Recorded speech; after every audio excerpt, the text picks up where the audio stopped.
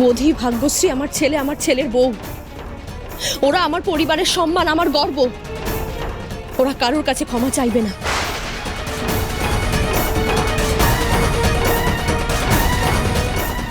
আর আমি তো তোমাকে বলছি হৈমন্তী, আমি যেই ভুলটা করেছি সেই ভুল ভুল বলছো এটা কি? লক্ষ্মী, অপরাধ বলো, অপরাধ। তোমরা আজকে যে অন্যায়টা করেছো তার কোনোদিনই ক্ষমা হয় না। আর মনে আছে লক্ষ্মী, তুমি আমাকে শর্ত দিয়েছিলে যে আমাকে তোমার কাছে গিয়ে ক্ষমা চাইতে হবে। আমি তো ক্ষমা চাইছিলাম, কারণ আমি ভুল করেছিলাম। আজ ওরা ভুল করেছে, তাই ওদেরকে ক্ষমা চাইতে হবে। আমি তোমায় শর্ত দিয়েছিলাম হৈমন্তী, আমি চেয়েছিলাম যে তুমি আমার কাছে এসে ক্ষমা চাও, কিন্তু আমি কি এটা চেয়েছিলাম যে তুমি তুমি হাঁটু গেড়ে ক্ষমা চাও আমার কাছে?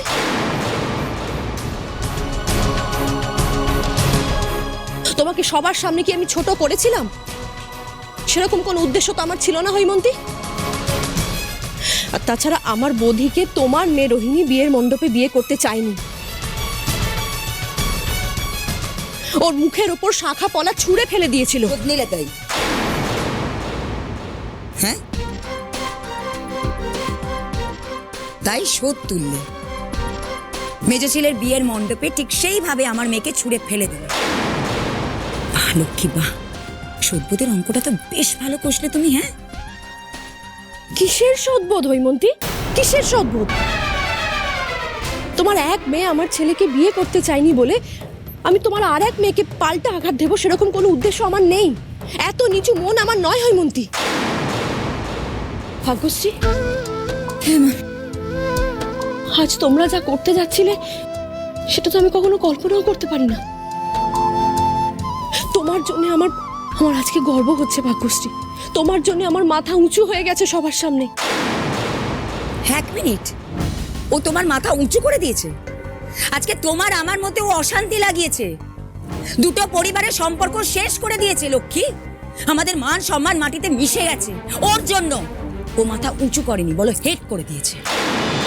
আজকে আমার ইনডিসিশনের কারণে বড়দা ভাই বৌদিদিকে অপমানিত হতে হচ্ছে, আর আমার কিছু করার নেই। I am helpless. যাক, এটুকু তো বুঝলি। তুই যা এখানে, যা। দাঁড়া শুভ, শুভ, শুভ,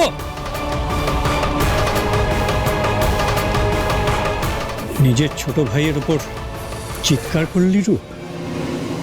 তুই কি জানিস ও আজ কি করেছে? কি? আমাদের দুটো পরিবারের মধ্যে আবার ভাঙন ধরেছে, আর ভাগ্যশ্রী আপ্রাণ চেষ্টা করছে সেটাকে কি করে আটকানো যায়। বিশ্বনাথ দা, আমরা তো বড়, আমরা যদি ছোটদের মতো একই ভুল করি তাহলে তাহলে ওদের সঙ্গে আমাদের তফাৎটা কোথায় রইলো বলো তো? আর হৈমন্তী, আমার মেজো ছেলে যে ভুলটা করেছে সেটা শোধরানোর জন্যই আমি তোমার কাছে এসেছি। তোমার যন্ত্রণাটা আমি বুঝতে পারছি হৈমন্তী। একজন মেয়ের বিয়ে ভেঙে গেলে মায়ের কি কষ্ট হতে পারে সেটা সেটা আমি খুব ভালো করে বুঝতে পারছি। তার জন্য তোমাকে আমি একটুও দোষ দিচ্ছি না, আর তোমার রাগ করাটাও খুব স্বাভাবিক। আমি তোমার কাছে হাত জোড় করে ক্ষমা চাইছি হৈমন্তী।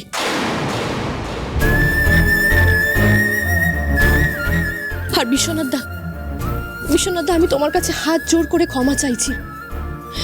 রূপ যে ভুলটা করেছে সেটা আটকানোর কোনো রাস্তা আমার কাছে নেই, কিন্তু ওর ভুলটা শুধরানোর রাস্তা আছে আমার কাছে। আমি রিয়াকে এখনো আমার ছেলের বউ করে নিয়ে যেতে চাই। আমি শুভর সাথে রিয়ার বিয়ে দিতে চাই।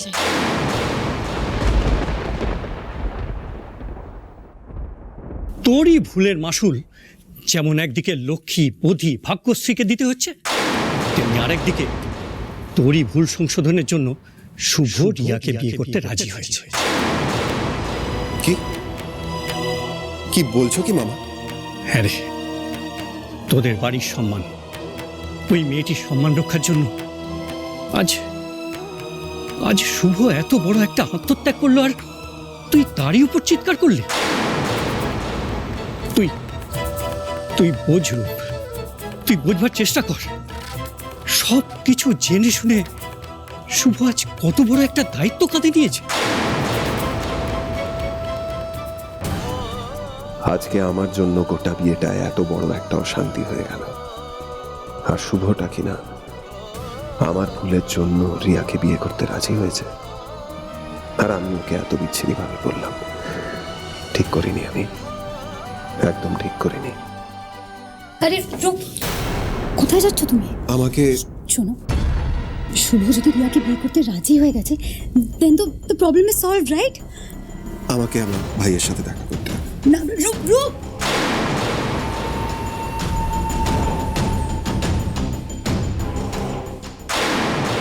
বাহ লক্ষ্মী, বাহ, তুমি একাই সব সিদ্ধান্ত নিয়ে নেবে, আর তুমি ভেবেছো তোমার সমস্ত সিদ্ধান্তে আমি শুধু হ্যাঁতে হ্যাঁ মিলিয়ে যাবো, তাই তো? আর এনাকে দেখো কি শুধু চুপচাপ দাঁড়িয়ে আছে। কি গো, কিছু বলো?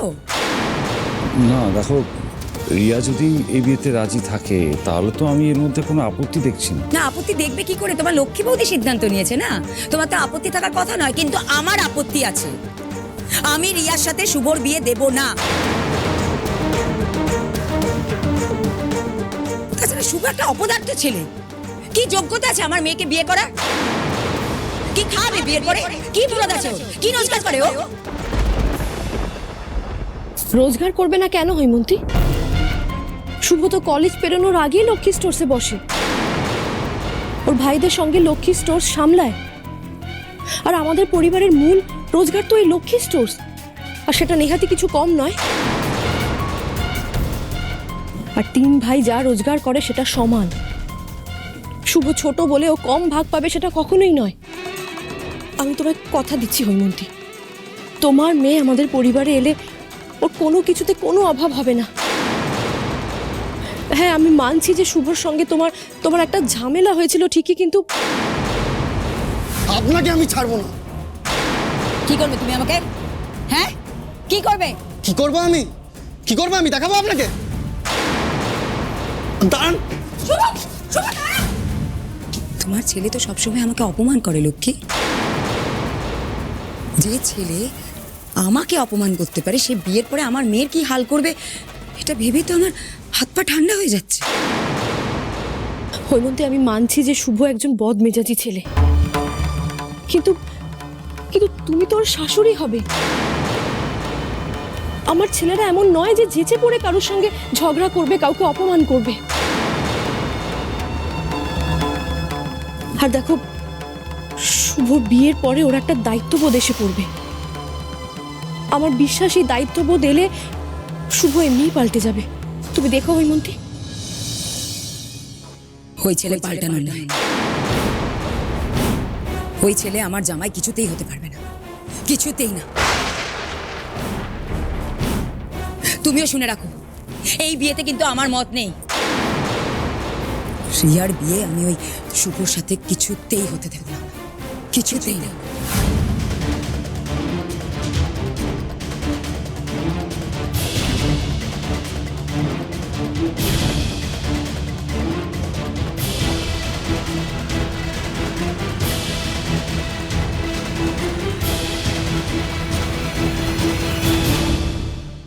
ভাগ্যশ্রীদি আমার জীবনটাকে শেষ করে দিয়েছে। ওকে আমি দগ্ধে দগ্ধে এমন মারব যাতে ও প্রতি মুহূর্তে বুঝতে পারবে ও আমার সাথে যেটা করেছে সেটা কত বড় অন্যায়। মা, আমি শুভকে বিয়ে করব। শুভটা কোথায় গেল বলো তো?